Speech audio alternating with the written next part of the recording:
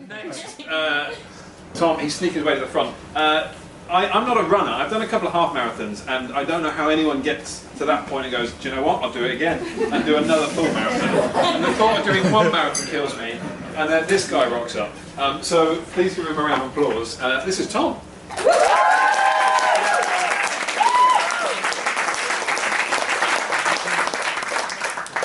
So yeah, as Andy said, my name's Tom, and I have Crohn's disease.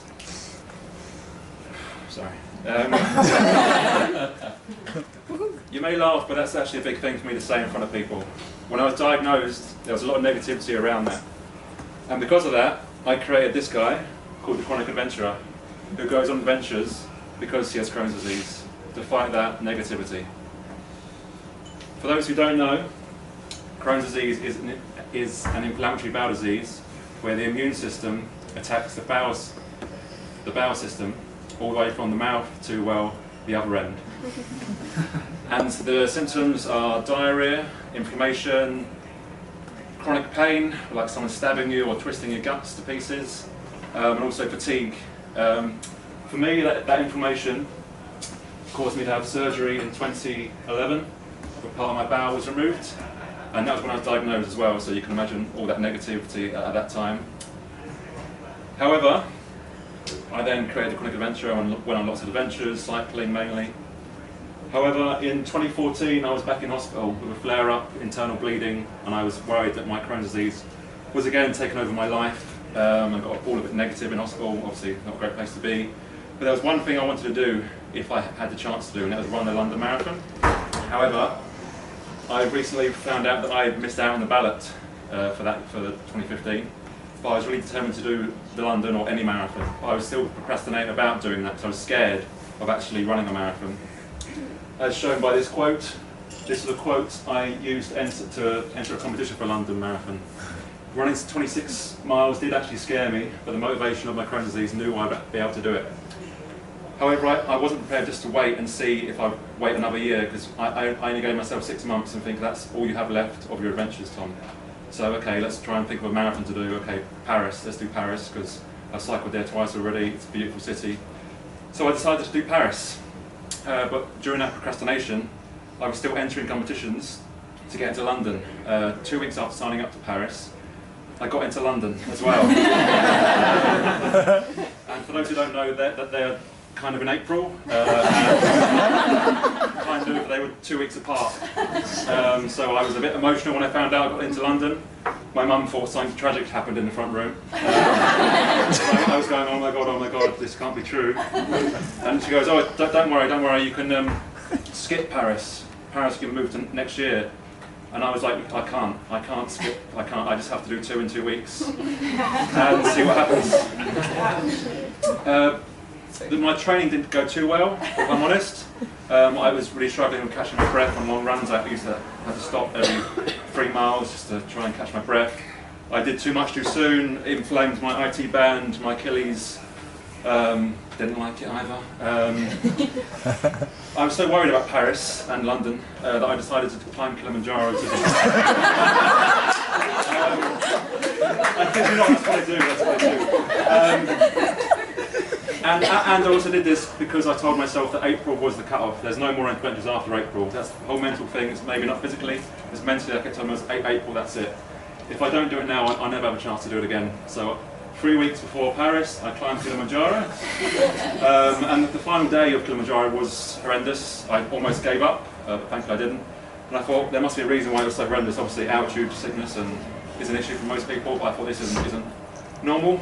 So I got an overdue blood test, and they told me I was quite anemic, hence why I'd been suffering so much training and on Kilimanjaro. Thankfully, as I said, 3 weeks before Paris, so I was able to take about 3 iron tablets a day before that, and I was able to get around Paris. I befriended someone at the start line, thankfully, so I was able to run with him for 21 miles and then walk the rest because I was too tired, and then my IT band just went, no, you're not running anymore today. But however, I was quite annoyed at that point, but as soon as I crossed the finish line, I was no longer annoyed. I was just so happy that I said yes to one marathon. Yeah.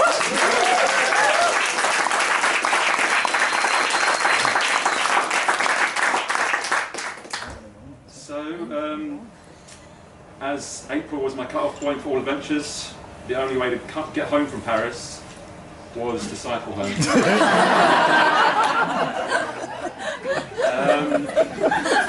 Yeah, so 3 or 4 days after the Paris Marathon, I walked around Paris to walk off the marathon, as they say. Hopped on a bike. It took me 3 days because I didn't want to do it in 24 hours like I did before, because that was just silly.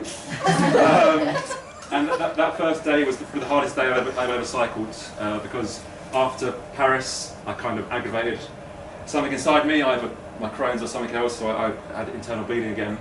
Didn't tell anyone, because I didn't want them to tell me not to do it, because I was already telling myself not to do it too much. And I was about 5 miles out of Paris. I had a choice of going either get the Eurostar home or carry on. And I told myself, well, it's costed a lot of money to go home, but that didn't really matter. But actually finishing in London was, as MasterCard said, priceless. And I felt crazy on that day, but beyond crazy. It took me about 8 hours to cycle 50 miles, which is the longest it ever took me. But reaching Buckingham Palace was such an amazing feeling, almost so much that I forgot I had run in London in a week later.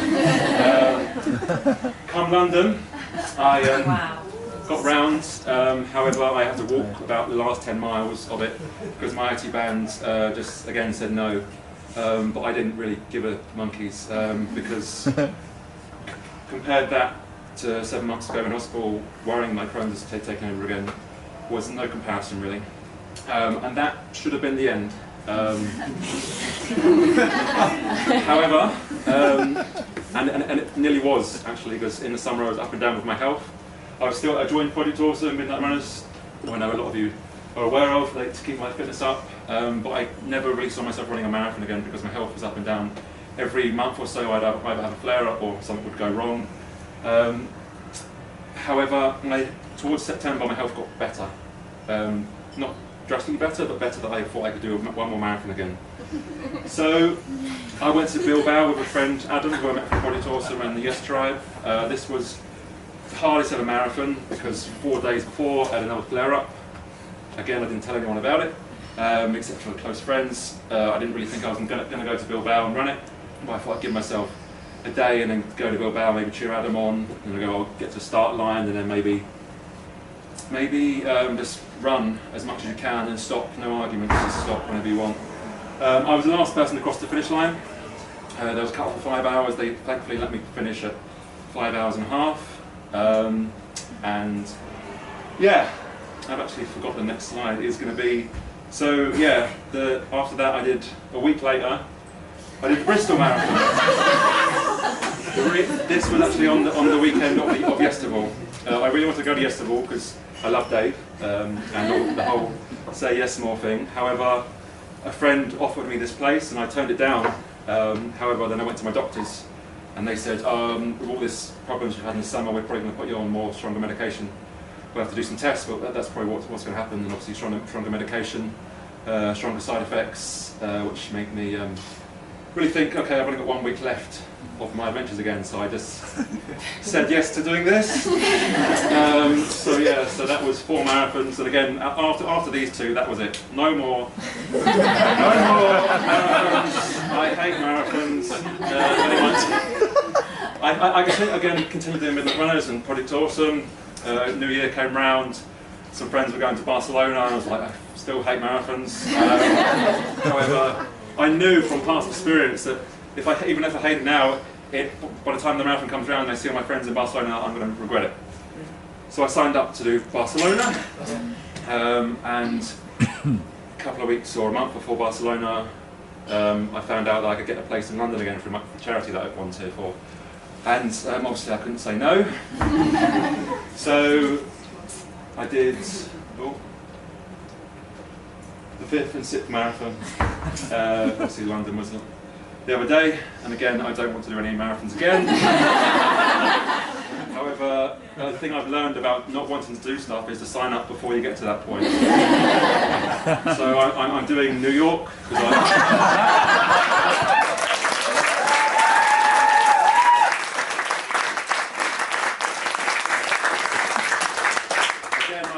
signed signed up to that in January when I hated marathons, but friends were signing up to the ballot, and I thought, oh, it's just a ballot.